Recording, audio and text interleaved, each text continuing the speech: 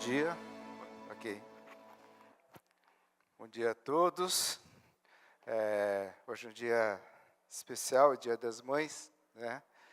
Eu sou grato a Deus pela minha mãe, que até hoje me cuida, apesar de alguns anos de vida que eu tenho, mas é ela que cuida de mim, faz a minha comida, né? Que me orienta, que me dá bronca às vezes também, e que eu tenho que abaixar a cabeça e ouvir ela. Sou muito grato a Deus pela vida da minha esposa, Fá, mãe dos meus filhos também, dos nossos filhos, né? É uma bênção na nossa vida e ela é uma verdadeira auxiliadora, como diz a palavra de Deus também, tá? Parabéns a todas as mães aqui, são todas mães que de alguma forma a gente considera nossas mães, mães da nossa igreja aqui. E como eu sempre disse, a história dessa igreja, da nossa igreja, é formada muito por mães, tá? Orações de mães que, assim, no oculto, né? Nos bastidores trabalharam e têm feito a obra dessa igreja, a obra do Senhor aqui. Muitas dessas mães, se você chamar aqui na frente para vir, elas vão se recusar a vir, mas são mães que, ao longo de toda a história dessa igreja, foram pessoas que Deus usou, tem usado. Eu sei que Deus vai usar muito das mães que nós temos hoje aqui, tá? Vamos lá, vamos falar da série que nós começamos, né? Nós estamos falando nós estamos falando sobre trabalho, tá? E hoje, vocês estão vendo o tema, está escrito a queda e redenção do trabalho. Na realidade, na sequência, no planejamento que nós tínhamos feito com o pastor, o assunto hoje seria ética no trabalho, tá? E nós vamos falar um pouco de ética. Um pouco não, o assunto que a gente vai falar realmente de ética, tá? Agora, falar de ética, de integridade no Brasil é um assunto muito difícil, né? Eu não sei por que o pastor pediu para eu falar desse assunto hoje aqui, né? Porque ele me escolheu para falar desse assunto. Mas é complicado, é muito complicado. No nosso país, todos nós temos exemplos, todo momento a gente é confrontado, a gente vê exemplo na mídia, em qualquer lugar a gente vê problemas de integridade e de ética na vida das pessoas. Cada vez mais a gente vê que a regra geral é o contrário, ou seja, a quebra da ética, o descumprimento da integridade vira a regra geral. E em raros casos que a gente vê alguém que se posiciona e tem essa ética firme, é que vira a exceção, né? E quando você tem a regra geral predominando, é complicado. Você entende que a maioria tem que seguir a regra geral. Em raros casos, a gente vai entender a exceção, tá? Se a gente tivesse, por exemplo, se aqui fosse a Suécia hoje, ou fosse qualquer país lá da Europa, lá do fim da Finlândia, a Suíça, assim, se a gente fosse falar de ética, talvez a gente tivesse uma certa, assim, o pessoal concordasse com a regra geral, né? E é um assunto vasto. Vocês viram, por exemplo, hoje que a Miriam citou um caso, mas a gente vê a Rebeca também, que viveu um caso de ética. E eu vi uma conferência de uma igreja que foi falar justamente de ética. Eles fizeram tipo uma conferência em que cada um podia opinar, falar alguma coisa, né? E esse assunto rodou, eram mais de 2h10, o assunto não terminava, porque tinha muita gente querendo falar, cada um queria se posicionar, cada um queria falar uma coisa, ou seja, em 2h10 o pastor terminou, porque era o limite de tempo do local, ele tinha que terminar naquela hora, ele fez uma oração e terminou, mas existiam muitos casos, e a gente ouvia casos de pessoas comentando que eles trabalharam numa empresa de plano de saúde, a pessoa mudou para uma outra empresa, e a outra empresa queria que trouxesse toda a carteira de clientes dele, né? Existe um outro caso que a pessoa fala, eu posso trabalhar, por exemplo, na Souza Ramos, um cristão pode trabalhar na Souza Ramos, por exemplo, Souza Ramos é fabricante de cigarro, né? E assim, né? E eu sei que aqui na nossa igreja também, se a gente abrisse agora para discutir um pouco de ética, e cada um fosse comentar algum caso também, nós iríamos ficar, o tempo iria estender e cada um teria um caso para contar, tá? Então, tudo isso para dizer que realmente a gente é um assunto interessante, um assunto vasto. E por essa razão também, é claro, que a gente tem que entender a questão da ética, da integridade dentro da palavra de Deus, tá? Só que quando a gente fala que vai dizer de ética e integridade dentro de uma igreja, muita gente já se pressupõe, já sabe mais ou menos o que vai ouvir, né? Então não pode roubar, não pode defraudar, não pode, né? Uma série de coisas. Se você falar o assunto ética, então você já entra na igreja mais ou menos imaginando o que vai ouvir, tá? E eu não gostaria, não é a nossa intenção chegar aqui, listar uma série de padrões e comportamentos, ou a gente dizer, isso pode, isso não é, tal, né? Porque isso também, eu acho que não é o que a gente é o propósito da nossa série aqui. E eu queria seguir um pouco esse livro que o pastor Paulo falou, do Tim Keller, né? E ele fala disso, como integrar a fé e o trabalho. Não é que eu cheguei a ler esse livro, mas eu vi uma pregação baseada nesse livro, e ele levanta alguns fatos que eu achei interessante. E é justamente a gente entender um pouco a história do trabalho, desde a sua criação por Deus, que vem pela queda, e depois a redenção em Cristo. Tá? É muito comum, eu acredito talvez que você, ou muita gente já falou, que um dia, se você fosse muito rico, você iria parar de trabalhar, não é? Tu não fala, se um dia fosse muito rico, a primeira coisa que eu ia fazer ia parar de trabalhar. Né? Tem gente que fala que se ficasse muito rico, nem ia lá no trabalho pegar os documentos, os pertences pessoais, né? Mas no dia seguinte já não voltaria a trabalhar. Tá? Então é muito comum.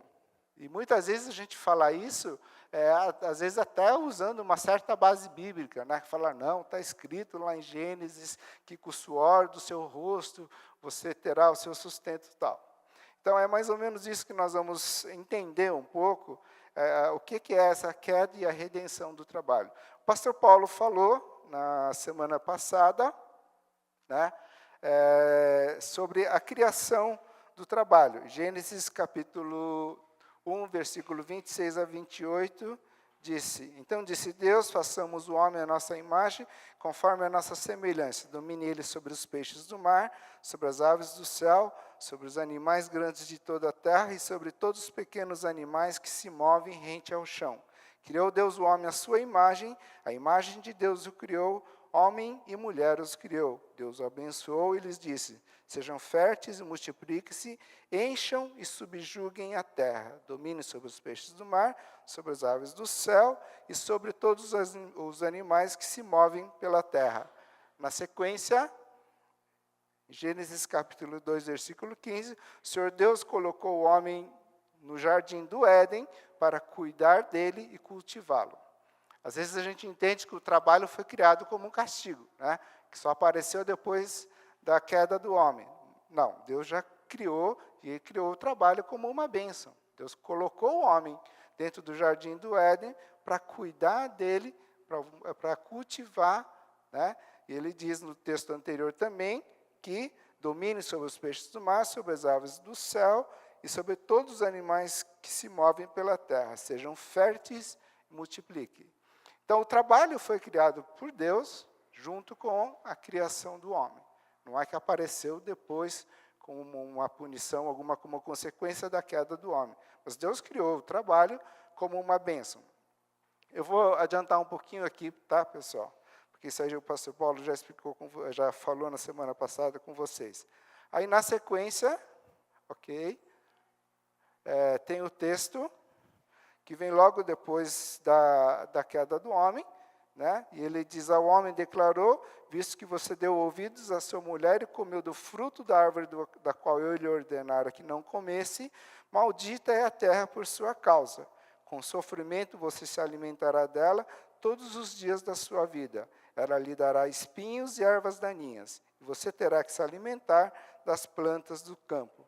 Com o suor do seu rosto você comerá o seu pão, até que volte à terra, visto que dela foi tirada, porque você é pó e ao pó voltará. Gênesis capítulo 3, do versículo 17 a 19. Deus, quando criou o homem e o trabalho junto, entende que existia uma grande harmonia. Tá? A própria terra colaborava com o homem e o homem colaborava com a terra. Tá? Quando vem a queda do homem, através de Adão e Eva, que quebraram ou desobedeceram a Deus, ele quebra essa harmonia, assim como quebra todo o projeto inicial de Deus. A queda do homem tem consequência nas nossas relações familiares, tá? A queda do homem trouxe problemas nos nossos relacionamentos pessoais, um com o outro. Ele trouxe problemas ecológicos também dentro da criação. Ele quebrou toda essa nossa cadeia de sustentabilidade. Então, o trabalho, a partir daí, ele não é como Deus desejava que fosse. Exatamente uma coisa bem harmoniosa.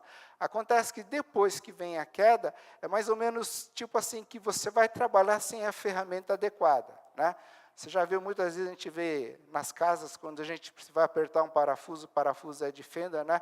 O pessoal pega colher, faca, assim, né? Pega a ferramenta não adequada, e o trabalho não rende, né? O trabalho fica difícil, fica pesado, tá?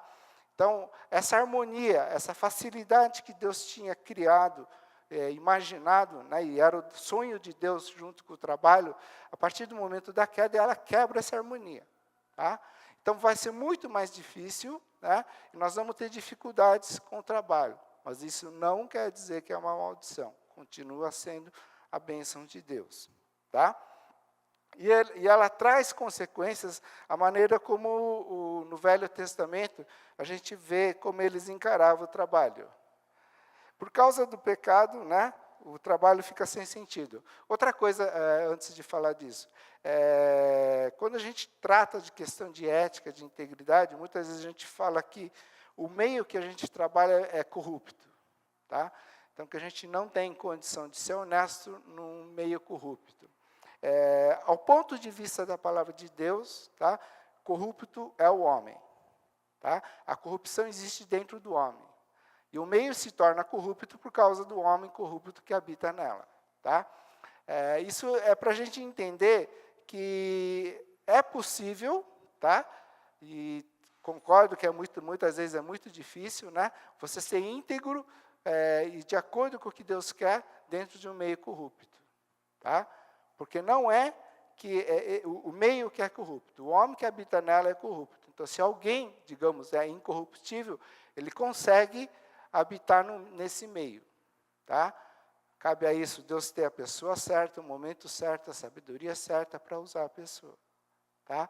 Mas a gente sempre fala, não, naquele lugar não adianta, lá é totalmente corrupto, lá um filho de Deus não pode trabalhar. Tá? Justamente para a gente entender um pouco essa ideia. A partir do momento que entra o pecado, no Velho Testamento a gente vê que o trabalho fica sem sentido. Eclesiastes, capítulo 2, versículo 17 a 23, diz assim: Por isso eu desprezei a vida, né, pois o trabalho que se faz debaixo do sol pareceu-me muito pesado. Tudo era inútil, era correr atrás do vento. Desprezei todas as coisas pelas quais eu tanto me esforçara debaixo do sol, pois terei de deixá-las para aquele que me suceder. E quem pode dizer se ele será sábio ou tolo? Contudo, terá domínio sobre tudo que realizei com o meu trabalho e com a minha sabedoria debaixo do céu. Isso também não faz sentido. Chegou ao ponto de me desesperar por causa de todo o trabalho que tanto me esforcei debaixo do sol. Pois um homem pode realizar o seu trabalho com sabedoria, conhecimento e habilidade, mas terá que deixar tudo o que possui como herança para alguém que não se esforçou por aquilo. Isso também é um absurdo e uma grande injustiça. Que proveito tem um homem de todo esforço e de toda ansiedade com que trabalha debaixo do sol? Durante toda a sua vida, seu trabalho não passa de dor e tristeza. Mesmo à noite, a sua mente não descansa. Isso também é absurdo. Ou seja, Salomão aqui, ele questiona, né? Então, tudo que eu faço um dia, eu vou deixar para alguém que não vai receber sem fazer nada. Será que a pessoa com quem eu vou deixar digamos, merece, né, esse trabalho que eu deixo? Se você vê o livro de Eclesiastes, muitas vezes vai ter essa expressão debaixo do sol. Tá? Muitas vezes ele cita essa expressão debaixo do sol, debaixo do sol. A visão que o autor tem aqui, quando ele fala debaixo do sol, do trabalho dele, que ele faz debaixo do sol, é mais ou menos isso. O que a visão que ele tem é até o sol que cobre a cabeça dele. Ele não conhece, ele não consegue entender acima de alguém superior, que o trabalho dele surte efeito diante de Deus. Mas ele só consegue pensar exatamente essa expressão, debaixo do sol. Ele não tem essa visão além disso. Tá? Então, com a queda, né, a gente entende que o trabalho se tornou sem sentido muitas vezes, tornou somente uma labuta, uma obrigação. Segunda coisa, o trabalho, por causa do pecado, ela se torna um trabalho egoísta também. Tá? Mesmo em Eclesiastes, capítulo 4, versículo 4, diz assim: descobri que todo o trabalho e toda a realização surgem da competição que existe entre as pessoas. Isso também é absurdo, é correr atrás do vento. Existe uma competição, né, e o trabalho se torna essa competição. Eu queria usar um gráfico para mostrar para vocês. Ele mostra que, esse gráfico, o que ele quer mostrar é o seguinte, que a linha vermelha de baixo é a riqueza das 62 pessoas mais ricas do mundo. Tá? Esse é um gráfico feito em 2015 por uma fundação britânica, né? E eles fizeram essa pesquisa e eles concluíram que a riqueza de 62 pessoas, as mais ricas do mundo, equivale a 50%, é igual à da população 50% mais pobre do mundo. Isso aqui é para a gente entender como é que é a distribuição de renda nesse mundo. Tá? Ou seja,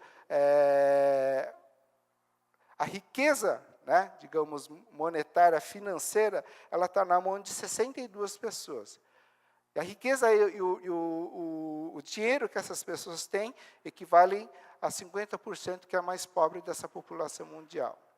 O propósito de Deus não era essa diferença, essa diferença de distribuição. Tá? A criação de Deus justamente era aquela harmonia que existia e que a riqueza não teria esse absurdo, que é como é hoje. Tá? Segunda coisa, a história em Gênesis, começo de Gênesis, a gente vê a criação do homem, a história de Adão e Eva. Na sequência, a gente vem a queda, né? E logo depois a gente vê a história da Arca de Noé. Vem o dilúvio, né? Por causa do mal que o homem estava fazendo.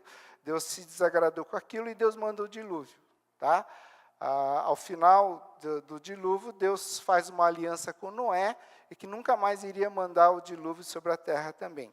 Logo depois, na sequência do dilúvio, dessa aliança que Deus faz com Noé, aparece a Torre de Babel. Né? E a Torre de Babel, ele diz assim, os povos estavam se reunindo, e eles falaram, vamos construir uma cidade com uma torre que alcance os céus. Assim o nosso nome será famoso, e não seremos espalhados pela face da terra. Ou seja, o trabalho que Deus criou, quando Deus criou o trabalho, não tinha, muito pelo contrário, ele falou, olha, espalhem-se sobre a terra, né, dominem sobre todas as regiões. Mas aqui a gente vê os homens se unindo, e eles não querendo se separar, eles querem ser mais fortes juntos. Tá? Então, a partir daí, o trabalho ele se torna egoísta também. Tá? Não era esse o propósito de Deus, e não é o propósito de Deus que eu trabalho isso. Eu queria mostrar um vídeo de um filme, talvez muita gente aqui, né, vamos falar metade aqui, talvez conheça o filme, tá? Mas é um filme muito antigo, é do filme do Mozart, Amadeus Mozart. Foi um filme que ganhou muito Oscar, né?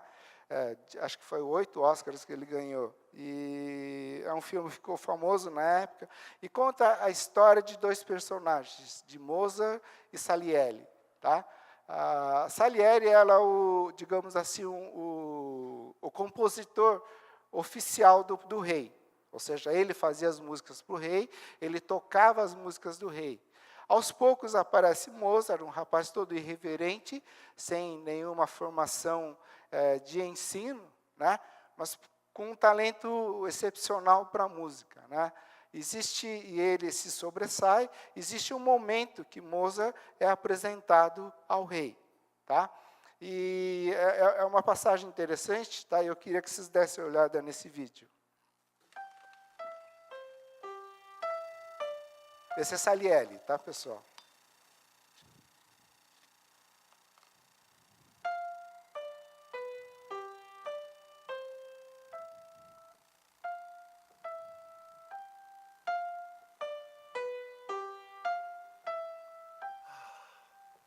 Your Majesty, I hope you won't find it improper, but I've written a little march of welcome in his honor. What a charming idea, court composer. May I see? Just a trifle, of course. May I try it? Majesty. Let's have some fun.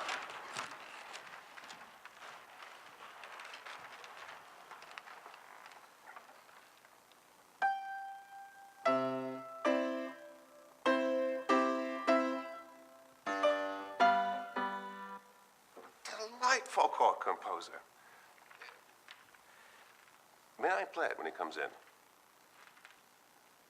You do me too much honor, sire. Bring in Herr Mozart, please. But slowly, slowly. I need a minute to practice.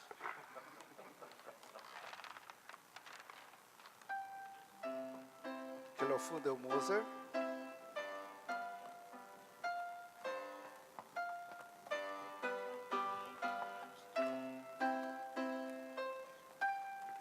See?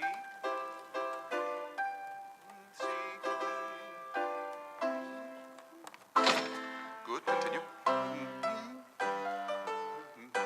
G, Majesty.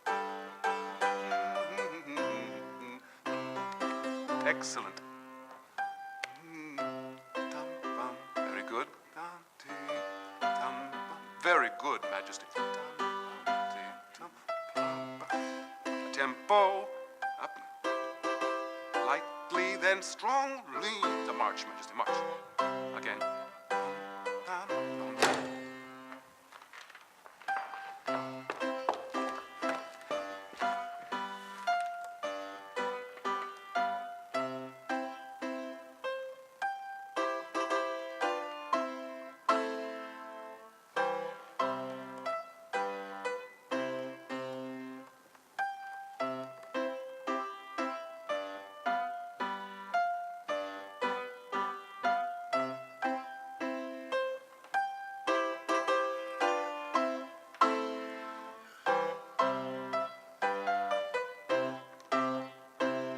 Bravo, Majesty.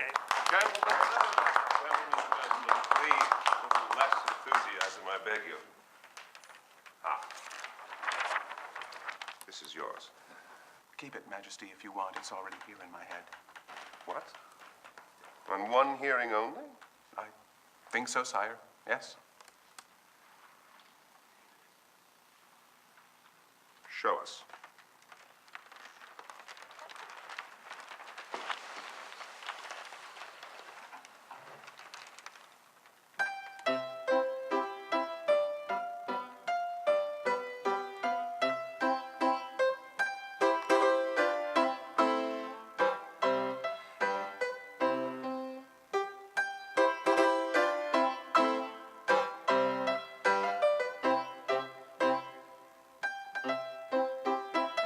The rest is just the same, isn't it?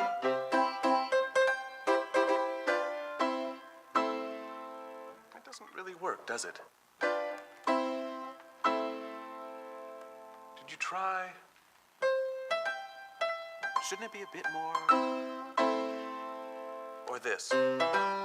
This? Yes. Better? What do you think?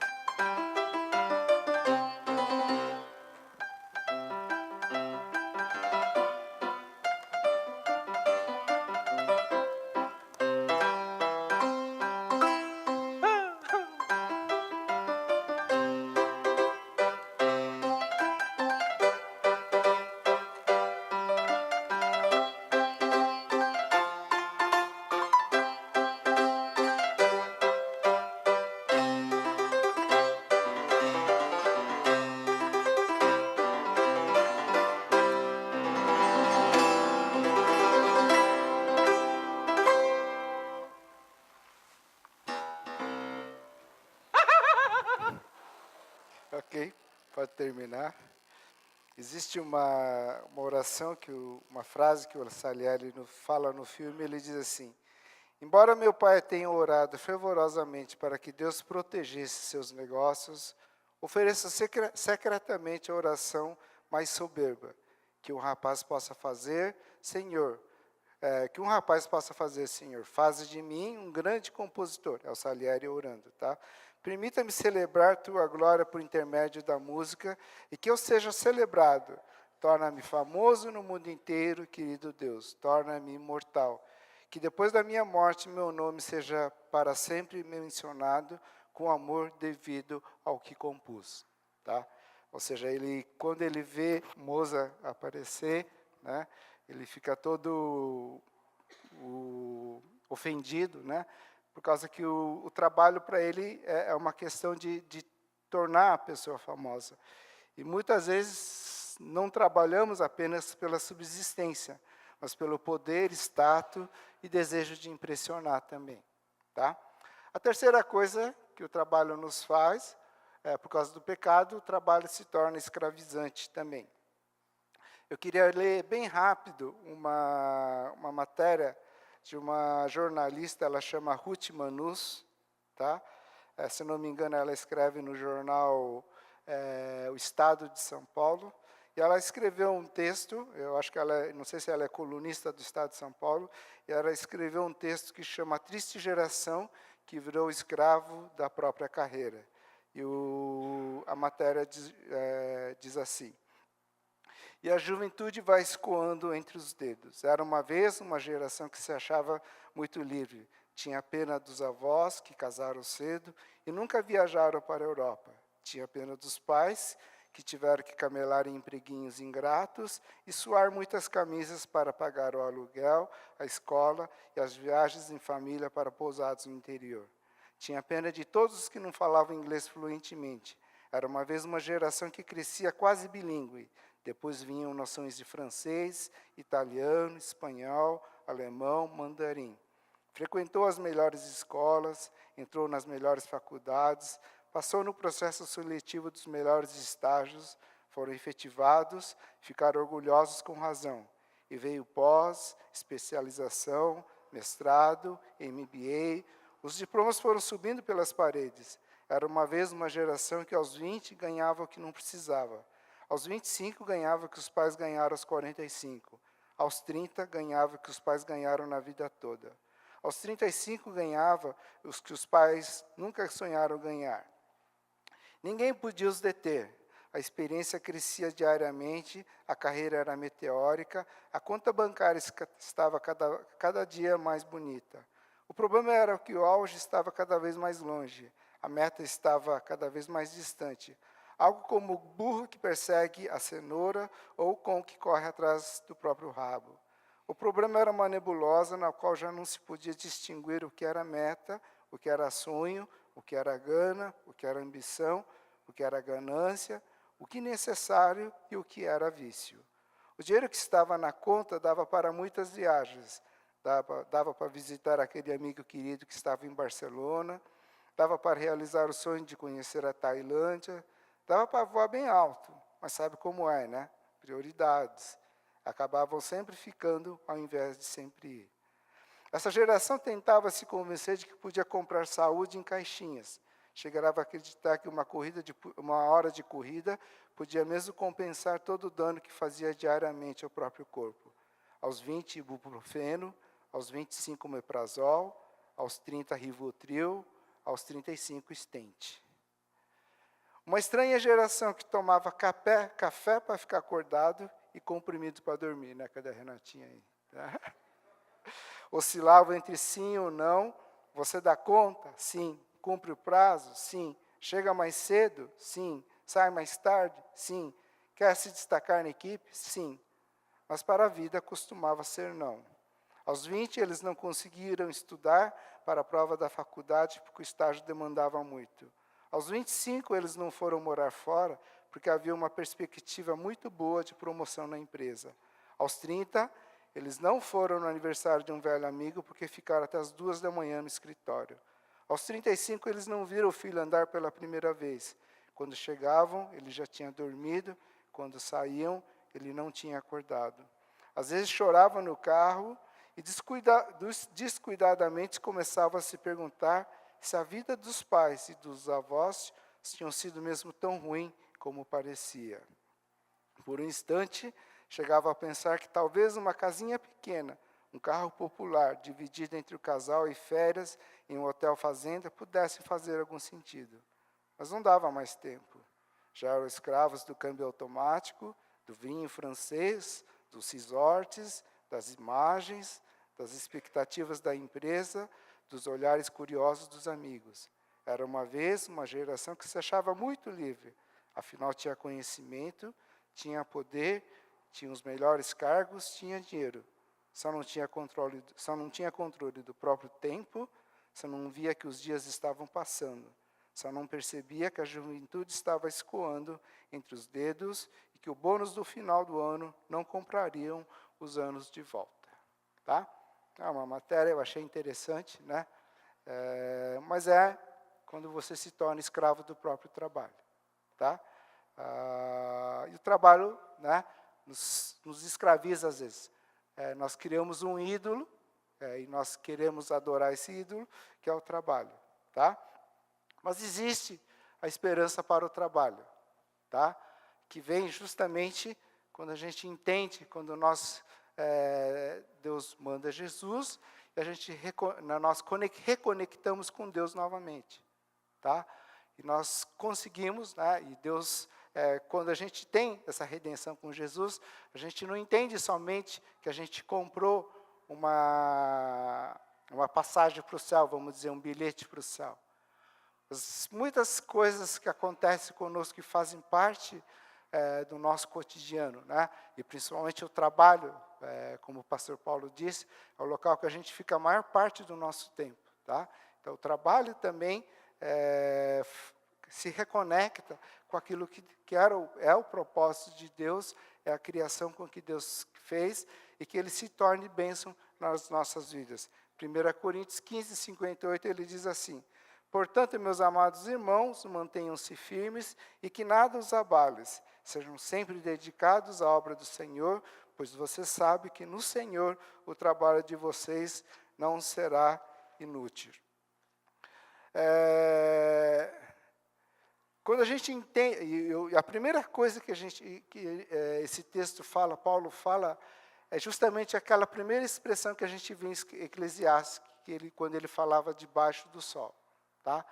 Quando a gente entende, né, e nós temos a perspectiva dentro da vista de Deus, nós fazemos para Deus. Tá? Tudo aquilo que nós fazemos no nosso trabalho, as nossas atitudes, não se limitam somente ao debaixo do sol. Mas a gente entende que isso chega diante do próprio Deus. Quando fala que não é inútil, não é em vão, tá? Significa que toda a nossa ação, todo o nosso trabalho, os estudos, as escolas, né, talvez as provas que a gente enfrenta na escola, se cola ou não cola, tudo isso não é em vão. Tudo isso chega para Deus. Tá? Então, quando a gente pensa em ética e a gente pensa em integridade, talvez o que a gente pode pensar e dizer se aquilo que a gente tem como ética, como integridade, de que maneira chega aos olhos de Deus. Tá? Se você, qualquer um documento que você vai assinar, uma verba que você vai liberar, um cliente que você vai aprovar, tá? De que maneira isso chega aos olhos de Deus? Se isso chega como alguma coisa agradável ou não a Deus. Que tudo aquilo que a gente faz, ele não termina debaixo do sol, mas ele vai muito além, ele chega diante de Deus. E que um dia, né, nós imaginamos que somente nós vamos um dia chegar diante de Deus e nós vamos prestar contas, talvez, de uma obra missionária, de uma alma de quem você não falou, ou falou a Cristo, né? Ou de uma oportunidade que você teve de compartilhar a palavra. Mas o nosso trabalho, né, e por justamente fazer parte da maior parte do nosso tempo, nós vamos falar com Deus sobre isso também. Tá?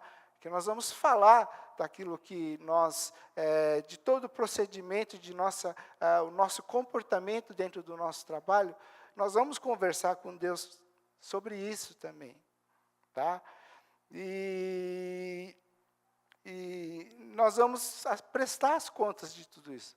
Então, em vez de listar procedimentos e listar, é claro que a palavra de Deus fala de muitas coisas, né? Mas são coisas que a gente não consegue falar nesses 40 minutos que nós temos aqui, mas talvez um princípio que a gente tem, em primeiro lugar, é como isso chega ao coração de Deus. Tá? Quando a gente ouve a história de Daniel, e eu fui pesquisar um pouco da história da vida de Daniel também, a gente fala, puxa, Daniel era um homem muito sábio, ele tinha sabedoria para decidir muitas coisas, né? Mas o próprio Provérbios fala que o temor do Senhor é o princípio da sabedoria. Então, as coisas básicas que a gente tem diante de Deus é aquilo que nos rege para a gente decidir muitas coisas também. Coisas básicas como Deus fala, honra o teu pai e a tua mãe, que é o primeiro mandamento com promessa, né? Às vezes a gente tem que pensar que a atitude que você vai tomar, se vai honrar o seu pai e a sua mãe também. Se você fosse contar ao seu pai e sua mãe alguma coisa que você estava falando, né? Você está decidindo, isso ia honrar o seu pai e sua mãe também. Existem outras coisas, a palavra de Deus fala para a gente honrar os mais idosos dentro do ambiente onde a gente está. E eu trabalho com uma pessoa de uma idade mais avançada que eu, e às vezes a gente tem esses conflitos de geração de opiniões, né? E a gente fala, nossa, né, está por fora, né, não está entendendo nada do que está acontecendo no mundo hoje, né? Mas a gente tem que, às vezes, honrar os idosos, não estou dizendo que a gente tem que concordar com ele, né? Mas honrar a opinião, entender por que determinadas pessoas têm essa opinião e a gente tratar com respeito essas opiniões. Às vezes são coisas que a gente acha... quando a gente trata de questões de ética, de integridade, são coisas que nós esquecemos também, né? Daniel era um homem, diz a palavra de Deus, que as pessoas procuraram para ver se tinha alguma coisa errada e não encontraram nada. Tá? Quando falo que não encontraram nada, é que não acharam nada de errado na vida de Daniel. E não é somente em questão, digamos, a política dele. Mas, às vezes, são coisas que a gente fala assim, de educação. Tá? De educação de a gente tratar com as pessoas. A integridade nossa começa dessas coisas também. Nós tratamos as pessoas com educação, nós somos assim, mal educados, né? Você já viu uma expressão, alguém dizer, olha, aquele cara é inteligente, o cara é bom, mas o cara é mal educado pra caramba, né? É difícil um negócio desse, né? A pessoa fala, putz, aquele cara ele consegue fazer tudo, habilidade e tal, mas o cara é mal educado, é ruim pra caramba, tá? Então, a nossa ética, a nossa integridade, e a palavra de Deus diz, o temor do Senhor é o princípio da sabedoria. Começa nessas coisas também. Talvez a gente pense em Daniel, ele enfrentando a cova dos leões, né, os amigos dele sendo lançados na fornalha, mas a história de Daniel começa na comida que ele ia comer. Quando ele decidiu que ele não ia comer o manjar dos reis, mas ele ia ter um outro tipo de alimentação.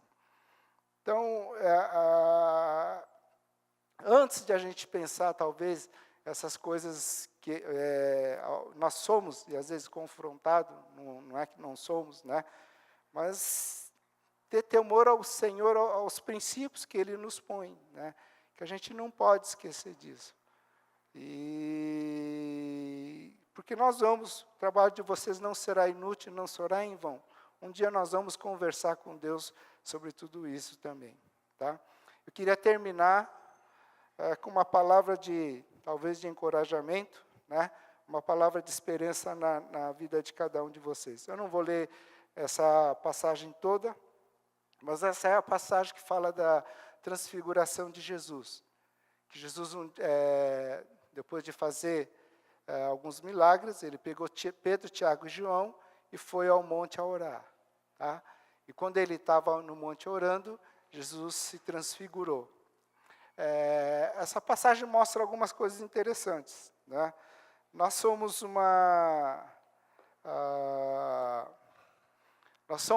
todos nós gostamos de ver milagres na nossa vida, né? Nós queremos ver milagre, nós gostamos de ver pessoas que profetizam, pessoas que fazem revelações para nós, e a gente acha que nós consideramos muitas vezes que são mais espirituais assim, né?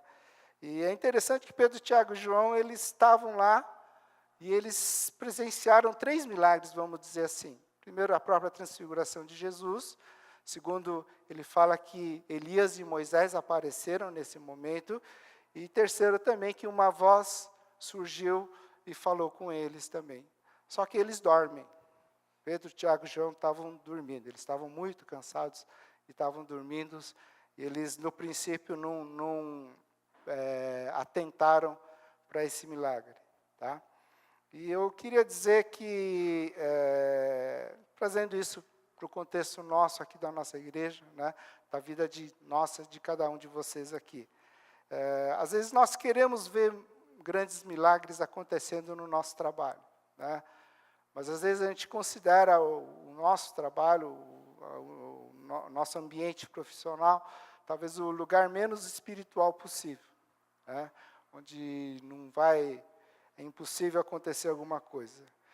Mas a gente ouvindo a história das pessoas aqui, eu vejo vários milagres acontecendo, sabe? Eu vejo pessoas aqui que vieram por causa de um companheiro de trabalho, de um amigo de trabalho, que de alguma forma a atitude de vocês, uma palavra de vocês, às vezes um abraço de vocês, talvez alguma coisa que você fez, foi um milagre que fez com que a pessoa talvez um dia quisesse ouvir alguma coisa da palavra de Deus.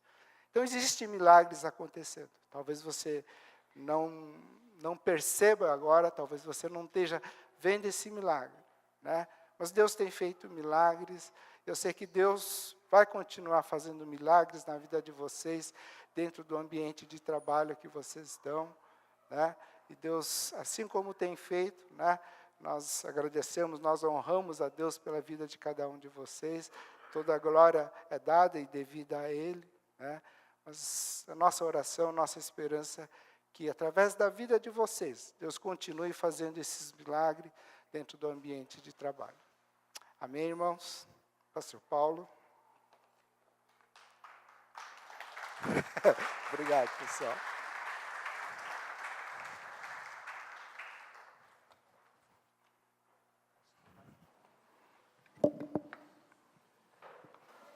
Alô, som. Bom dia a todos. Bom dia. Eu gostaria a gente acha que, assim, quando a gente pergunta para as mães a respeito da sua vocação, né? E geralmente elas falam assim, não, eu não considero cuidar dos meus filhos um trabalho, porque é um prazer. Mas eu sei que não é fácil, não. Dá trabalho realmente cuidar de uma nova geração, das crianças que Deus colocou na vida da gente. E a gente gostaria de orar pelas mães. Então, as mães podem ficar de pé, por favor? Nós gostaríamos de orar por vocês.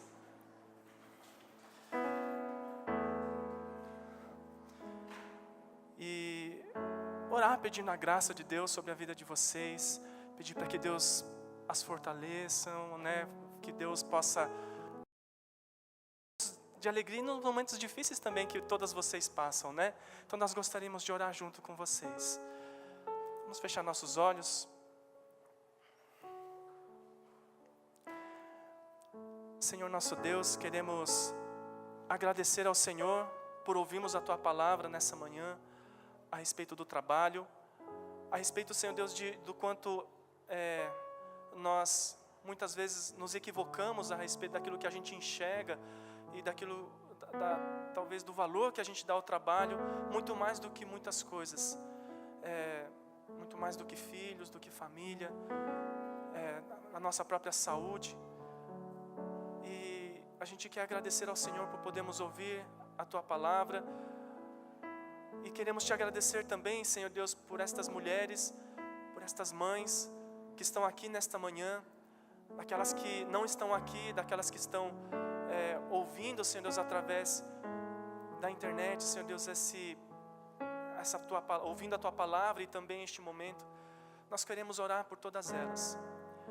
Quando a gente pensa na figura da nossa mãe, parece que a gente vê a supermãe, a supermulher, que está pronta para tudo, que tem resposta para todas as coisas, que sabe, Senhor Deus, onde todas as coisas estão guardadas, todas as coisas estão arrumadas, sabe, Senhor Deus, o horário, o tempo, sabe tudo, Senhor Deus, a hora de ir, de vir, sabe, Senhor Deus, a previsão do tempo, sabe as roupas que a gente deve usar, sabe, Senhor Deus, a boa comida que a gente deve se alimentar. Essas são, Senhor Deus, talvez a nossa visão com relação às nossas mães. E a gente sabe também, Senhor Deus, as dores que elas carregam no coração delas. Muitos momentos de dúvidas. Muitas mães, Senhor Deus, se tornaram mães planejando, sonhando, tentando. Mas outras mães, Senhor Deus, se tornaram mães sem saber, sem querer. Mas essa é a história de cada uma delas. Muitas delas queriam desistir. Muitas delas talvez bateram na sua barriga falando que não queriam. Muitas delas, Senhor Deus, se desesperaram, mas continuaram firmes. Queremos Te agradecer por cada uma delas, ó Deus, porque talvez nós, homens, ou daquelas que ainda talvez não experimentaram a maternidade, a gente talvez não consiga entender completamente, Senhor Deus, as angústias que elas sofrem, as dores, as dúvidas, respostas que gostariam de ter, mas não têm. E mesmo assim, Senhor Deus, elas continuam firmes. E queremos, ó Deus, então orar, Senhor Deus, por cada uma delas, pedindo para que o Senhor as abençoe, Senhor Deus.